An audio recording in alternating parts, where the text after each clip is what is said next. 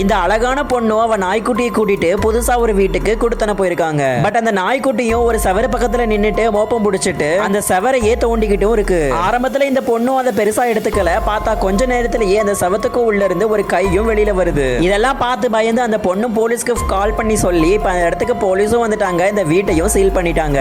இந்த விஷயம்லாம் பத்தி அந்த வீட்டுடைய பழைய ஓனர் கிட்ட கேட்கும் போது எனக்கு இதை பத்திலாம் எதுவும் தெரியாதுன்னு சொல்லிடுறாங்க. நானுமே போன மாசம் தான் இந்த வீட்டை வேற ஒரு மனுஷன் கிட்ட இருந்து வாங்கினேன். நான் இந்த வீட்டுக்கு வரவே இல்லை அப்படின்னு சொல்லிடுவாங்க. சரி, அப்ப அவருடைய போட்டோ இருந்தா எனக்கு காட்டுங்கன்னு சொல்லி அந்த அழகான பொண்ணும் கேட்க, இன்னொரு பக்கம் இந்த நாய்க்குட்டியுமே ஒரு மாஸ்க் போட்ட மனுஷனை பார்த்து கொலைச்சுக்கிட்டே இருக்குது. சடனா இந்த ஓனர் லேடியும் இவன் தான் அது, இவன் கிட்ட இருந்து தான் நான் இந்த வீட்டை வாங்கினேன்னு சொல்லிடுவாங்க.